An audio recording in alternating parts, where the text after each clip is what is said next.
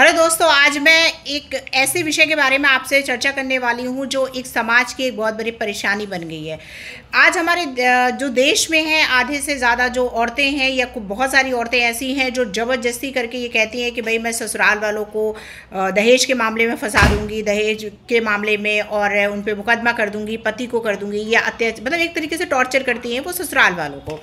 देखिए, कुछ तो वाकई परेशान है हमारे देश में, लेकिन कुछ है जो ज़बरदस्ती के एक तरीके से दबाव डालने की कोशिश करती हैं ससुराल वालों के ऊपर कि भाई हम अपनी मर्ज़ी से चलेंगे, हम ये करेंगे, हमें जो करना है हम वही करेंगे, और आप मतलब एक तरीके से उनको ये कहती कि अगर आपने ऐसा नहीं किया तो मैं आपके खिलाफ मुकदमा कर दूंगी, केस दायर कर दूंगी, ये कर दूंगी। इस तरीके से वो एक तरीके से दबाव बनाती हैं ससुराल वालों के ऊपर। शायद ये जिन्हें कानून बनाया था उसने भी कभी ये नहीं सोचा होगा कि इस कानून का इस तरीके से इस्तेमाल किया जाएगा। अच्छा, कुछ औरतें कहा है कि दहेज का मुकदमा जाकर के सीधा उनको ये लगता है कि भाई हम जाएंगे और पुलिस थाने में जाकर के कहेंगे कि भाई हमारे ऊपर हमसे दहेज लिया गया है, हमारे सास ससुर हमें मारते हैं, पीटते हैं, पति मारता है, तो वो सीधा पुलिस आती है और उठा करके सीधा उनको जेल में बंद कर देगी। ऐसा उनके दिमाग में है। उनको लगता है कि शायद आदमियों के लिए कोई कानून नहीं है, जो सारे कानून है वो औरतों के लिए ही बने होते हैं। पर ऐसा कुछ भी नहीं होता। अगर आपके साथ भी ऐसा कुछ हो रहा है और आपको कोई ज़बरदस्ती, आपकी पत्नी आप पे दबाव डाल रही है अपनी चीज़ें मानने के लिए और ज़बरदस्ती आपको टॉर्चर कर रही है, तो घबराने की कोई बात नहीं है। अगर मान लीजिए आपके खिलाफ FIR वो कर भी देती है या पुलिस थाने में जाके बोलती है कि भाई मेरे ससुर ने मुझे मारा है या मेरे पति ने मारा, सास ससुर ने ऐसा किया या पिटाई करी, बाल झगड़े, तो ये उसको ये नहीं पता है कि वो जितने भी आरोप आप पे लगाएगी उतना ही साबित करना उसके लिए मुश्किल हो जाता है। तो ठीक है, अगर आप वो आरोप लगा रही है तो भाई वो जाए पुलिस थाने, आप भी जाइए, वहाँ बैठिए, अपनी बातें कहिए और उससे भी भाई बोलिए कि वो चाहती क्या है। अगर उसने ये आरोप लगाए तो वो साबित करे। अगर वो साबित नहीं कर पाती है तो सीधी सी बात है वो झूठ बोल रही है। उसके अलावा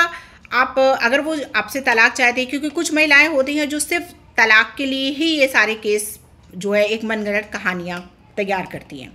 तो कोई बात नहीं, आपसी सहमति से आप जो है सेक्शन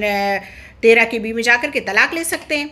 उसके बाद अगर मान लीजिए वो चाहती, एक तरीके से होता है कि कुछ औरतें ऐसी होती जो हम सिर्फ परेशान ही करेंगे ससुराल वालों को और कुछ नहीं हमारा मुद्दा है, तो वो कोर्ट में केस चला जाता है। तो ऐसी स्थिति में क्या होता है, वहाँ पे भी बैठ करके आपसी सहमति की जा सकती है और आपसी सहमति से वहाँ पे भी सुलह होता है कि भाई वो चाहती क्या क्या है, जो उसकी बातें हैं या जो वो चाहती है उन सब चीज़ों को आप सुनिए। अगर आप जो चीज़ें पूरी कर सकते हैं तो उनकी करिए, अगर नहीं कर सकते हैं तो कोई बात नहीं है, मत करिए। आप मना कर दीजिए कि भाई मैं ये काम, ये चीज़ें इसकी मैं नहीं कर सकता हूँ,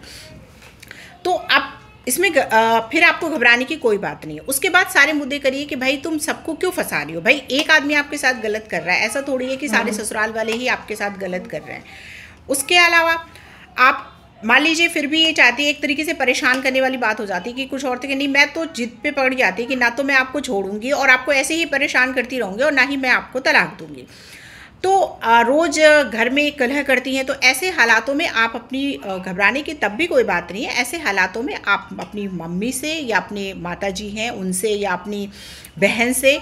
एक एप्लीकेशन लिखवा करके जो पास का कोई पुलिस थाना हो वहाँ पे जाइए और वहाँ पे सेक्शन CRPC की 107 और 116 के तहत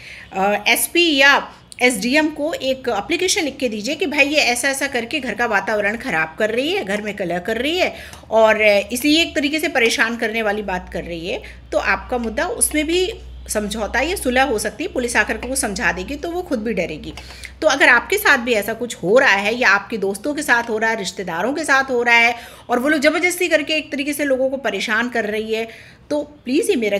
जो है मेरा ये जो मैंने वीडियो बनाया आप लोगों के लिए, उसे आप शेयर करिए, उनको बताइए कि अगर आपके साथ ऐसा हो रहा है तो घबराने की कोई बात नहीं है, बल्कि इसका डट के मुकाबला कीजिए। और आपको पता है कि ऐसा नहीं है, सुप्रीम कोर्ट ने भी अभी इस चीज़ को लेकर के कहा कि भाई पहले जब 498 का होता था मुकदमा तो सीधा पुलिस उठाती थी और उनको जेल में डाल देती थी, लेकिन अब ऐसा नहीं हो सकता है, क्योंकि अभी राजेश शर्मा करके यूपी का एक केस आया था। सुप्रीम कोर्ट ने कहा कि जो औरतें हैं वो इसको एक तरीके से ज्वलतम, यानी कि एक तरीके से बारूद की तरह वो इसका इस्तेमाल कर रही हैं और ज़बरदस्ती ससुराल वालों को फंसा रही हैं। तो इसीलिए उसने कहा कि भाई अगर ऐसा कुछ होता है, मान लीजिए कोई महिला अगर इस चीज़ पे ऐसा कर रही है तो उस पर पुलिस पूरी छानबीन करे, उसके बाद ही उसको अरेस्ट करे। ऐसा नहीं है कि उसने आकर के सीधा एप्लीकेशन दी कि भाई ऐसा ऐसा हो रहा है और आप पुलिस ने उठाया और सीधा उसको जेल में डाल दिया। ऐसा नहीं कर सकती है पुलिस, ऐसा आप सुप्रीम कोर्ट ने नया नियम निकाल दिया है। तो आपको मेरी जानकारी कैसी लगी? अगर अच्छी लगी हो तो प्लीज़ मेरे चैनल को लाइक सब्सक्राइब करना मत भूलिएगा और बेल आइकन को ज़रूर दबाइएगा। Thank you.